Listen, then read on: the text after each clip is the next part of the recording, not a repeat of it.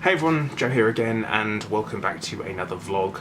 I made a decision, I guess, earlier this week that I'll try and be a little bit more consistent and a bit more, I guess, professional in the way that I do these vlogs, in the sense of maybe take a little bit more time to edit, plan out what I'm going to talk about, rather than just sitting there in front of the camera.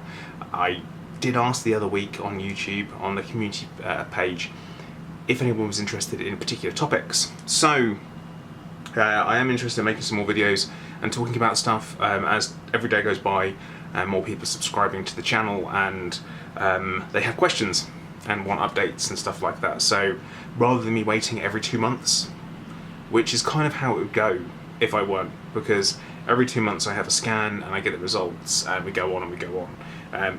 As things stand, I'm waiting for a scan, which is only next week, which is going to be great fun. And then I have to wait 2 weeks for get the result, and then I'm actually going on a holiday, going over to the States to see Kim's family, which I'm very excited about and really looking forward to. We both are very much looking forward to that. I haven't been over to the States for like 6 years, so that's far too long to have not seen family for.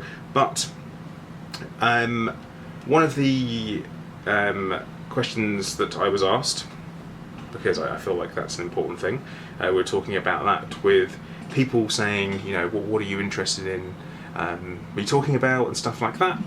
And one person has asked an interesting question, and this is Too Low Key 100, and he says,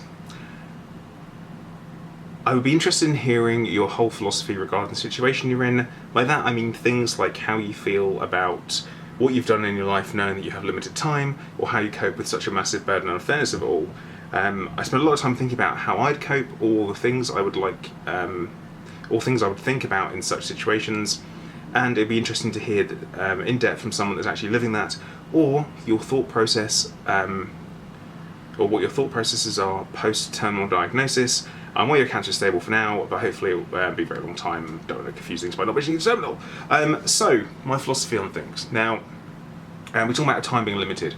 All of our time is limited anyway, and this is going to be, oh, quick note, I absolutely fucking hate, we're all on this earth for a short amount of time, no one makes it out alive, and, no, fuck off, it doesn't make it better. Yeah, it's true, but it does not make it better. Death is the only inevitability in life. That is very true. Now, talking about the things I've done, I don't regret much. And the reason why I don't regret much is because it's led me up to where I am today. And I have a roof over my head that I can afford, and no one can take from me. I have a loving wife, and I have family who care about me, and I've got really close friends. Also, I have done some things I'm very happy with in my life. Not everyone knows, but back in 2011 I competed internationally in kickboxing for England, which was absolutely brilliant. Yeah, I lost, but technically top 8 in my weight class for that year. That's alright. And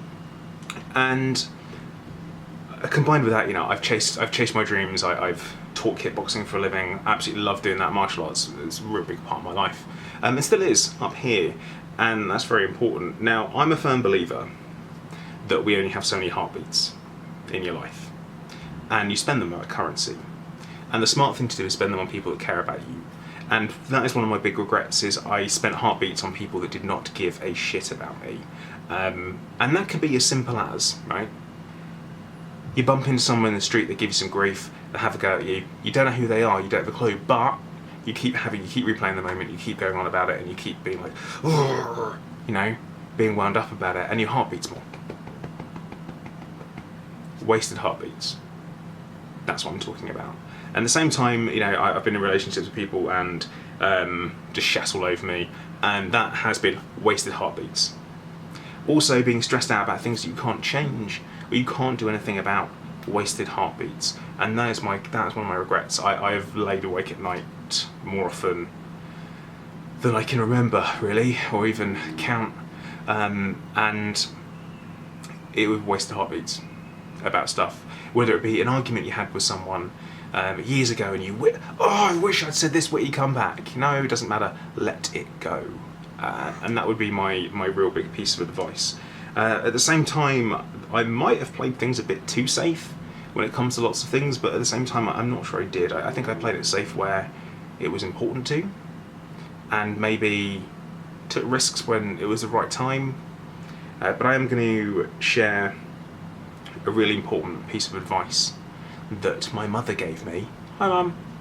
And that was, don't let fear be the only reason you don't do something. That is great advice, and now I'm passing it on to you.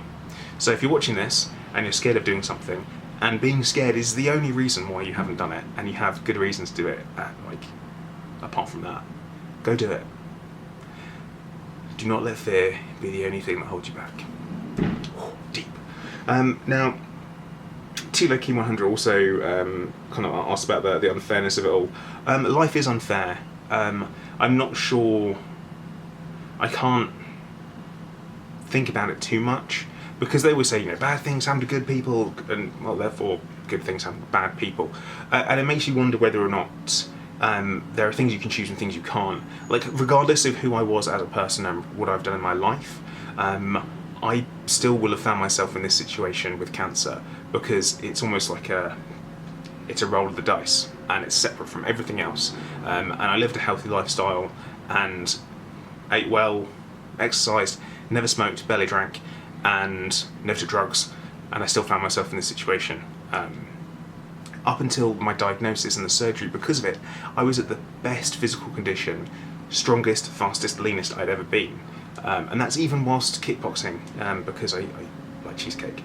But yeah, that was something I've got to think about. So I don't really think it's unfair as such. I keep looking down my phone, that's what I'm looking at, by the way. I think you guys probably worked that out. So yeah, an interesting one. With regards to having a terminal diagnosis, I'll throw my phone down because that's what we're going to talk about for today.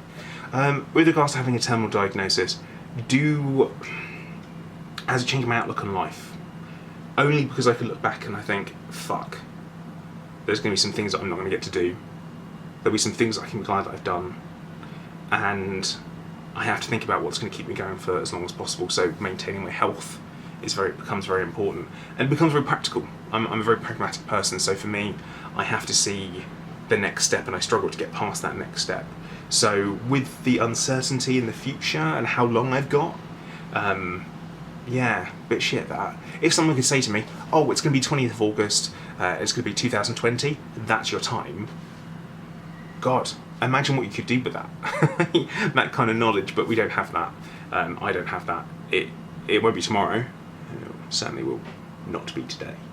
But no one knows when things will start to go downhill, because they will, and they will start to decline. My health will start to decline, and that's the thing that I'm not looking forward to the most, is that weakness. And I've said this on numerous occasions to different people. Sometimes after I've had a drink, and sometimes just because it needs to be said, that as long as I can still eat, drink, draw breath, I am not done. And I think that's my attitude towards it. And a lot can be said for pushing forward. And there are lots of people out there who are going through lots of shit. Mine doesn't detract from yours, and at the same time yours doesn't detract from mine. So you can still be having a shit time, and I can go, oh man, that's shit. Can I help you? Because I might be able to. The same way, I've had lots of people come to me like, oh no, how can I help you? Or, oh, what you're going through really puts my stuff in perspective. And I'm like, no. Just because I'm going through a shit time doesn't take away from yours, and yours doesn't take away from mine. It's as simple as that. They say that problem shared is a problem halved. Don't know about that. I don't really know about that. I think you can potentially make your problem someone else's problem, and so on and back and forth. But that's a thought experiment, I guess. But yeah, I've trailed off and I went on a tangent, which I often do with these things, which I don't really intend to, but it happens because I'm a human being. Like I said, trying to be more professional, more rounded and focused in these videos. It's not working very well. Something I did mention is working on my fitness and stuff like that. I went to the gym the other day for the first time in frickin' ages. My thoughts behind that being is that if I do have to go through more chemotherapy, one thing chemotherapy really rinses is your muscle mass, because you're stuck in bed and you're not able to get up and move around as much. So I decided that if I put some more muscle mass on, then it means I'll be able to keep on going for longer. which is just smart, I think. Plus, it doesn't hurt being stronger at all, in any way, shape or form. And I only went for an hour. I'm going to go for an hour later on today as well, and that will do it. And oh my goodness, it is hot. But yeah, trying to work on my fitness, eating well. I'm trying out being pescatarian at the moment, or reducing the amount of meat that I'm eating, just for digestive health, and to think about food a little bit more, because rather than just shoveling whatever crap I can get hold of into my mouth, I'm really kind of focusing on being a bit healthier and stuff like that. But right, I'm going to stop talking now. Hopefully, too low key, that answered your questions, I hope. At the same time, if you do have any questions or you want any topics that you want me to talk about, then do leave me a comment down below. Same time, if you are new to the channel, think about subscribing. It's not a long-term commitment, don't worry. It's only give you as many videos as there are, you know, that's it. The diagnosis was months, or the prognosis was months, but I'm still going. And we're in July, and I had my surgery in September? So, and that's when they found it was that. So I've almost gone a year, which 10 months is pretty fucking good at this point. So, yeah. But I say I've got a holiday coming up to the States. I've got something to look forward to. Chances are I will do an update whilst I'm on holiday. In America would be interesting. I won't upload it, I'll probably record it, because I've just got my scan results the day before, which is awesome. And yeah, and then we've got another holiday planned in September, which is down to Cornwall. Absolutely beautiful, we're looking forward to that. Who knows what kind of situation or what kind of state I'll be in then. As usual, I'm preparing for the worst and hoping for the best, which is what you've got to do. But right, I want to say thank you very much to everyone who's watching, everyone who's been watching, and I'll catch you next time.